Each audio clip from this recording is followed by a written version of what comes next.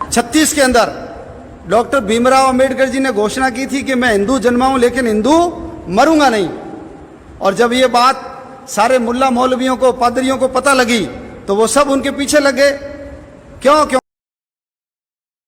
क्योंकि मुसलमान चाहते थे कि ये मुसलमान बन जाए तो इनके जितने अनुयायी वो सब क्या बन जाएंगे? मुसलमान बन जाएंगे। उस समय देश में 18 करोड़, देश के अंदर 8 करोड़ SC और ST के लोग थे और ऐसे ईसाई चाहते थे कि ये ईसाई बन जाए। यदि ये ईसाई बनेंगे तो इनके सारे अनुयायी क्या बन जाएंगे? ईसाई बन जाएंगे। इसलिए उन्होंने सबने प्रयास आरंभ किया। जिन्ना से मिलने भी गए अम्बेडकर जी, और अम्बेडकर जी ने जिन्ना को पूछा कि आप मेरे को मुसलमान बनने का कह रहे हो, मैं मुसलमान क्यों बनूं? तो जिन्ना ने उनको क्या बोला? जिन्ना ने कहा कि हमारे यहाँ हिंदुओं की तरह जाति नहीं है, हम सब लोग एक हैं, हम सब लोग मुसलमान हैं। तो अम्बेडकर जी तो महाविद्वान व्यक्ति थे। उन्होंने कहा कि यदि आपके यहाँ जाति व्यवस्था नहीं है तो फिर शिया सुन्नी क्या है,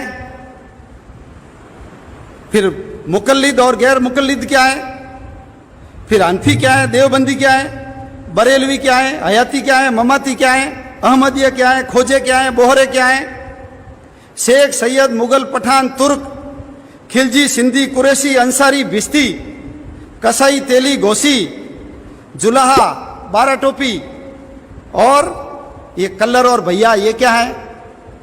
तो अम्बेडकर जिन्ना को समझ में आ गया कि इस व्यक्ति को नॉलेज है। और तुम सब कहते हो कि हम मुसलमान सब एक हैं, तो फिर तुम्हारे इतने सारे ज्यादा देश क्यों? तुमको एक ही देश बना लेना चाहिए। और क्यों तुम ये जो इराक और ईरान है, ये दोनों मुसलमान देश होते हुए भी क्या कर रहे हैं? आपस में लड़ रहे हैं। तो एक तो हो ही नहीं तुम। और ये जो हैदराबाद का नवाब था उस्मान अली, उसने तो पूरा पिटारा खोल दिया था। अम्बेडकर जी को कहा यदि आप मुसलमान बन जाते हो तो मैं, आप जितना पैसा चाहिए मैं आपको पैसा दे दूंगा, आपके गरीबी दूर करने का, बाहर भेजने का, पढ़ाई करवाने का, विदेश में भेज करके सारा करूंगा। लेकिन डॉक्टर अंबेडकर जी ने उनसे पूछा कि यदि तुम समानता का व्यवहार करते हो, तुम्हारे यहां ऊंच नीच नहीं है, तो मुझे एक बात बताइए कि यदि कोई मुसलमान के घर में चोरी करता है या मुसलमान किसी मुसलमान का मर्डर करता है तो उसकी सजा क्या है? तो उन्होंने कहा उनके हाथ काट दो।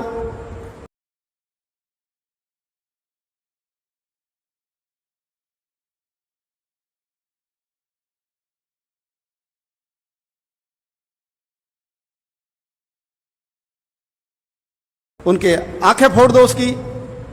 तो डॉक्टर अंबेडकर जी ने अगला सवाल किया, यदि यही है और यदि मुसलमान ये काम किसी हिंदू के साथ करता है, हिंदू के घर में चोरी करता है या हिंदू के किसी व्यक्ति की हत्या करता है, तो तुम्हारे कुरान में क्या लिखा हुआ है? मुसलमान उनको क्या सजा देगा? तो मोहम्मद अली जिन्ना ने क्या कहा? अरे वो तो काफिर है, काफिर को मारने की कोई सजा नहीं है। तो उन्होंने कहा ऐसा जो दोगला व्यवहार करता है ना, मैं कभी भी मुसलमान नहीं बनूंगा, मुसलमान नहीं बनूंगा। और ऐसे ही जब उन्होंने ईसाइयों से पूछा तो ईसाइयों ने भी कहा कि हमारे यहाँ तो हम सब ईसाई हैं, हमारे कोई जातिवादी ऊंचा नीचा नहीं है। तो अंबेडकर जी ने कहा रोमन क्या होता है, कैथोलिक क्या होता है, लैटिन कैथोलिक क्या होता है, प्रोटेस्टेंट्स क्या होता है, लूथरन्स क्या होता है, मोरमन्स क्या होता है, सेवंथ डे एडवेंटिस्ट क्या है, जैकोबाइट्स क्या है, नेस्टोरियंस क्या है। उनको समझ में आ गया कि इनको सारी चीज की जानकारी है। और अब सब जानते हैं यूरोप का इतिहास तो पूरा खून खराबे से भरा हुआ है और इस्लाम का इतिहास भी खून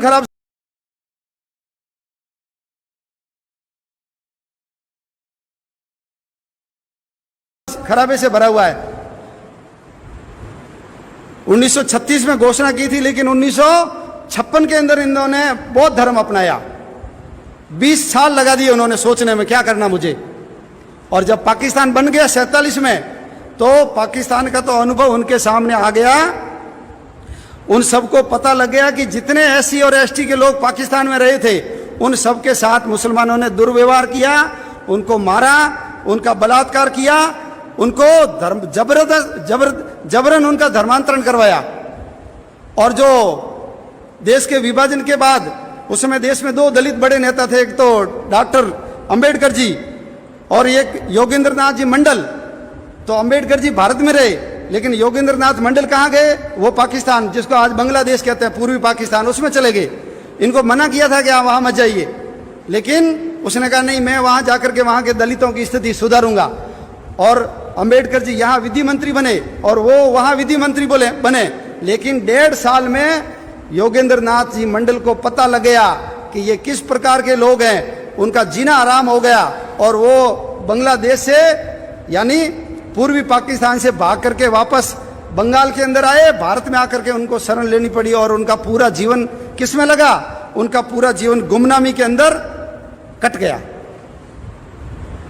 आज भारत में रहने के कारण डॉक्टर अंबेडकर जी का इतना बड़ा स्थान हो गया।